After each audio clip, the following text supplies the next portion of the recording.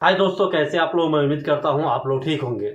कल सऊदी अरब में मोहम्मद बिन सलमान ने अपने मंत्रीगण के साथ बैठक किया, जिसमें कई सारे सुविधा देने की बात कही और यहाँ सऊदी अरब में बजट भी पेश हुआ, जिसमें कहा गया कि कई सारे वीज़ा है जिसको मैं बिना स्पॉन्सर का इशू करूँगा। बहुत सारे वीज़े हैं जिसको किंग सलमान ने कहा है, मोहम्मद बिन सलमान ने कहा कि बगैर स्पॉन्सर के आप सऊदी अरब में आके अपना छोटा मोटा जो भी बिजनेस है आप कर सकते हैं। अगर कोई बंदा एग्जांपल के तौर पे इंडिया में कपड़े का दुकान खोलना चाहता है, वही पैसा लगाकर यहाँ कोई स्पॉन्सर की ज़रूरत नहीं है। आप आइए, टिकट लीजिए और जो वीज़ा अराइवल होगा वो लीजिए और यहाँ बिजनेस कीजिए। ये बहुत अच्छा सुविधा दिया है। और कई सारे वीज़ा है इसमें, जिसमें कहा गया है कि आप अगर इस बिना स्पॉन्सर का आप आ गए, अगर आप किसी को बुलाना चाहते तो आप भी बुला सकते हैं, किसी भी आदमी को अपने काम पे रख सकते हैं। तो कई सारे रास्ते खोले हैं जो प्रवासी है, विदेशी है, उनके लिए कि आकर के यहाँ अपना बिजनेस या अपना काम कर सकता है सऊदी अरब में। ये सऊदी विज़न 2030 का यानी मुआयना है। उन्होंने ऐसा कहा है कि 2030 के लिए हम कर रहे हैं।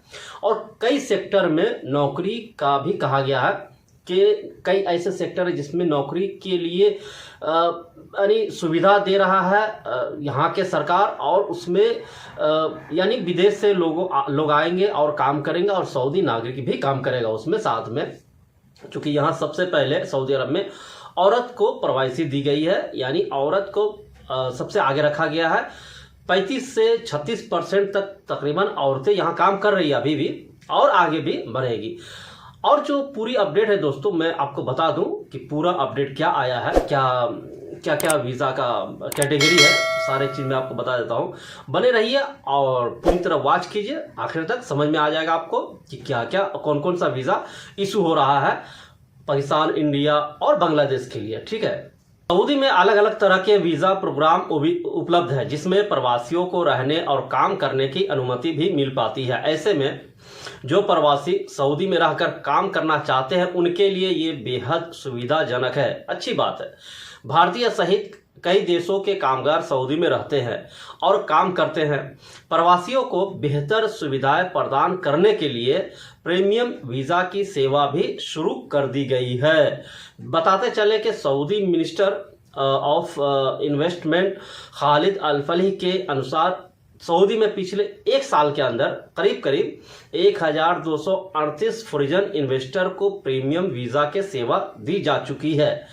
सोमवार को रियाद में वर्ल्ड इन्वेस्टमेंट कॉन्फ्रेंस के दौरान उन्होंने इस बात की जानकारी दी है। इसी साल जनवरी में सऊदी ने अपने एक्सपेट्रेट रेसिडेंसी लॉ को भी रिवाइज किया, जिसमें प्रीमियम वीज़ा वाले प्रवासियों को सामान्य के मुकाबले अधिक सेवा दी जाती है। जो नॉर्मल तौर पे थी उससे ज़्यादा ही सेवा अब दी जाएगी। ठीक है, इससे क्या होगा कि यहाँ इन्वेस्टर बढ़ेंगे और कामगार भी आएंगे। सऊदी विजन 2030 के तहत नए वीज़ा की सुविधाएं शुरू की गई है, जिनमें प्रवासियों का देश में रहना और काम करना आसान किया जा रहा है। साथ ही ये प्रवासी सऊदी की विकास का हिस्सा भी है।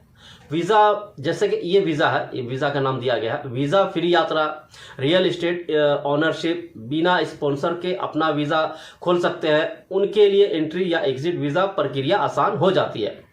परिजन को आसानी से स्पॉन्सर कर सकते हैं, यानी किसी को भी आप भी स्पॉन्सर कर सकते हैं, बुला सकते हैं, रख सकते हैं।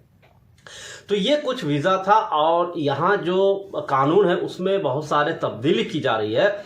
उसकी वजह यह है कि विदेश से लोग कैसे आए और कैसे यहाँ इन्वेस्ट करें और कैसे वो आकर के काम करें, आसान से आसान तरीका बनाया जा रहा है। एक कफील सिस्टम, कंपनी सिस्टम, कई सारे सिस्टम है जिसको बदला जा रहा है कि आदमी खुद आए और खुद से आकर के अपना काम करे और खुद से अपनी मर्जी से घर चल जाए, चाहे 1 महीने में जाए या 1 साल के अंदर जाए, वो उसका मर्जी है।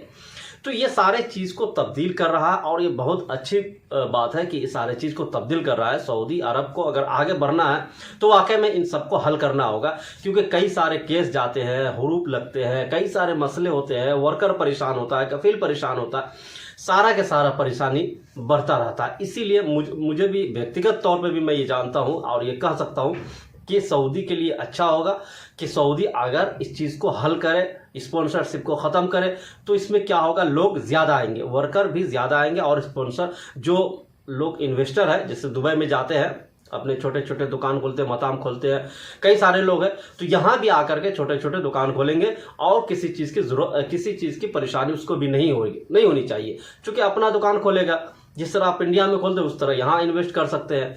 तो ये अच्छी चीज़ होगी, क्योंकि यहाँ आपको बेनिफिट ज़्यादा मिलेगा बनिस्बत इंडिया और या पाकिस्तान के द्वारा। ठीक है, तो ये कुछ अपडेट्स हैं दोस्तों, मिलते हैं नेक्स्ट वीडियो में। Thank you.